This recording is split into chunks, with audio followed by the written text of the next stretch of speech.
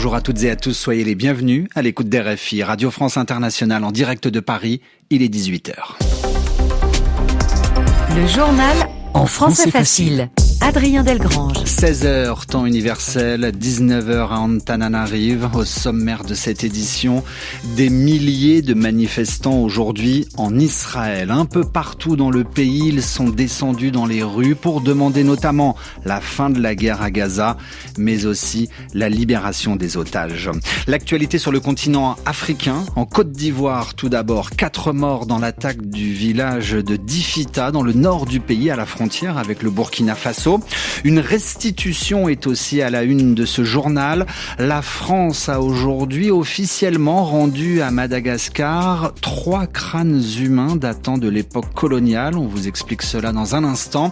Et puis enfin, boire une eau de qualité n'est malheureusement pas donné à tout le monde sur la planète. Une fois de plus, un rapport de l'ONU alerte.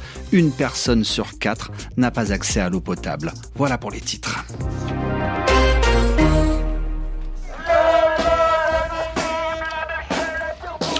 Pour dire non à la guerre, mais aussi pour obtenir la libération des otages. Des milliers d'Israéliennes et d'Israéliens se sont donc mobilisés aujourd'hui. Israël se mobilise, c'est d'ailleurs le nom qui a été donné à cette nouvelle journée d'arrêt qui a eu lieu à travers tout le pays. Routes bloquées, rassemblements, prise de parole. Avant ce soir, une réunion gouvernementale dirigée par Benyamin Netanyahou. Une pression populaire contre le plan du gouvernement de continuer de gagner du terrain, d'avancer dans la bande de Gaza. Alice Froussard, bonsoir. Bonsoir. Parmi les soutiens de la première heure de Benyamin Netanyahou, les ultra-orthodoxes. Les ultra-orthodoxes, ce sont des juifs qui ont une pratique religieuse particulièrement forte.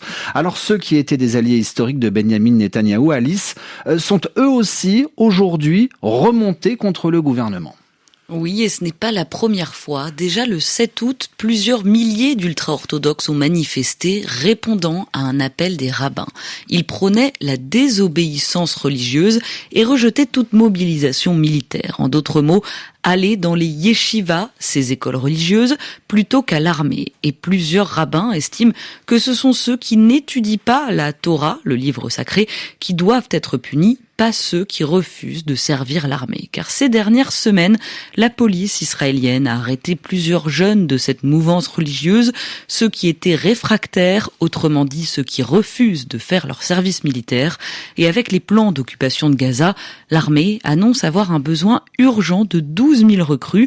Elle estime aussi que 80 000 ultra-orthodoxes âgés de 18 à 24 ans sont éligibles, mais qu'à ce jour, seul un peu moins de 3 000 se sont engagés. Alors, dans cette communauté, là aussi, comme dans le reste du pays, les divisions persistent. Certaines yeshivas préparent à l'armée. De jeunes haredim, les craignants Dieu en hébreu, s'engagent volontairement. D'autres, accompagnés de colons israéliens, se retrouvaient il y a plusieurs mois à la frontière de Gaza pour bloquer l'aide humanitaire ou tenter de s'infiltrer dans l'enclave palestinienne. Merci Alice. Alice Froussard dans votre journal en français facile. 4 morts, une personne portée disparue en Côte d'Ivoire. Attaque menée par des hommes armés non identifiés selon l'armée ivoirienne. Cela s'est passé dans la nuit de dimanche à lundi dans le département de Téini, dans un village situé à quelques kilomètres de la frontière avec le Burkina Faso. On ignore encore l'identité des auteurs de cette attaque, mais une source sécuritaire jointe par RFI privilégie pour l'instant la piste d'un acte criminel plutôt lié à un règlement de compte. Aucun incident meurtrier n'avait été enregistré dans le nord de la Côte d'Ivoire depuis 4 ans. Venons-en à présent à cette restitution. La France a officiellement rendu aujourd'hui à Madagascar 3 crânes, 3 boîtes osseuses de la tête qui faisaient partie des collections publiques conservées à Paris, au Musée de l'Homme. Alors parmi ces crânes, il y a celui du roi des Sakalaves, tué et décapité dans son village en 1897 par l'armée coloniale française, puis rapporté en France comme trophée. Plus d'un siècle après, ces restes humains vont donc retourner sur leur terre. Cette restitution est le fruit d'un travail complexe mais enrichissant pour les deux pays, souligne la ministre malgache de la Culture, Vola Miranti Donnamara. Marier la tradition, les rites, les scientifiques et les techniques, tout ça ensemble, ça a été une belle expérience pour nos deux pays. Et cette restitution sur l'aspect diplomatique, ça ne fait que tisser encore davantage les relations entre Madagascar et la France, déjà tissées par l'histoire, mais qui sont de plus en plus renforcées.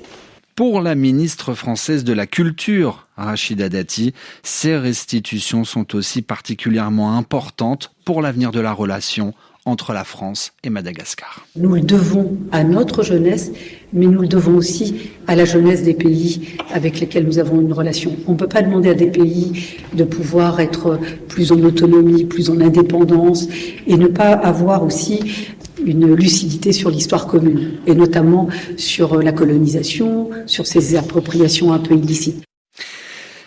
Des propos recueillis par notre reporter Aram Beng aujourd'hui lors de la cérémonie officielle de restitution de ces crânes qui s'est déroulée à Paris au ministère de la Culture. À noter que ces 3 crânes sont visibles cette semaine à l'ambassade de Madagascar à Paris avant d'arriver à Madagascar en fin de semaine ce dimanche 31 août. Le journal en français facile.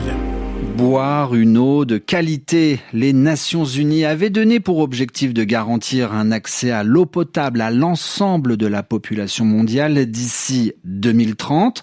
Nous sommes à moins de 5 ans de cette échéance et nous sommes toujours loin du compte. C'est ce que souligne un rapport d'étape de l'Organisation mondiale de la santé et de l'UNICEF. Pauline Glaise, bonjour. Bonjour. Plus de 2 milliards de personnes n'ont toujours pas accès à une eau potable gérée en toute sécurité. Et pourtant, Pauline, quelques progrès ont tout de même été enregistrés. Eh oui, en 10 ans, 961 millions de personnes supplémentaires ont eu un accès à une eau sûre. Des progrès réalisés essentiellement dans les zones rurales, à la campagne ou en brousse, où le taux de couverture est passé de 50 à 60%. Pour autant, plus d'une personne sur 4 dans le monde ne bénéficie pas d'un accès à une eau gérée en toute sécurité.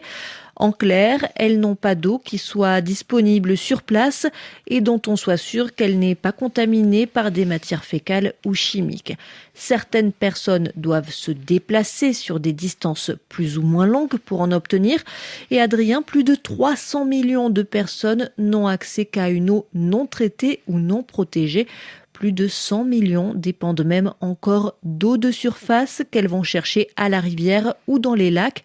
Une quête, une recherche qui peut encore être compliquée par les effets du réchauffement climatique. L'accès à l'eau, Pauline, reste toujours très inégal. Il y est plus limité en Asie du Sud-Est, en Amérique centrale et en Afrique.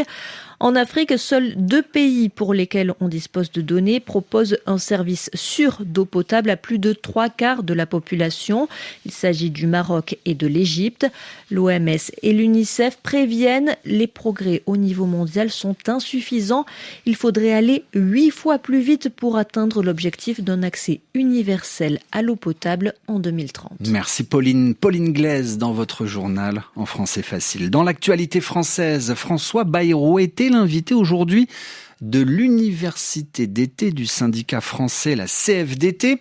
Il en a profité pour revenir sur son annonce d'hier, à savoir un vote de confiance au gouvernement prévu le 8 septembre prochain. Le Premier ministre prévient, les députés ont 13 jours pour dire s'ils se placent du côté du chaos ou du côté de la responsabilité. Au lendemain de cette annonce, réaction du côté des bourses. La bourse de Paris recule d'1,7%. Sur les autres places européennes, Londres a cédé 0,6%, Francfort 0,5%. Juste après le journal en français facile en direct sur RFI, l'heure de retrouver Radio Foot International. Annie Gasnier, bonjour. Bonjour Adrien. Alors aujourd'hui, le programme ? Eh bien, nous commencerons par de la première ligue du football anglais avec un super match hier soir où les Reds ont réussi à s'imposer à Newcastle. Nous parlerons aussi de l'Espagne, du Real et du Barça, bien sûr. Et puis, nous suivrons le feuilleton de l'OM. Adrien Rabiot, peut-il prolonger ? À tout de suite, Annie Gasnier et ses coéquipiers. RFI à Paris, il va être 18h10.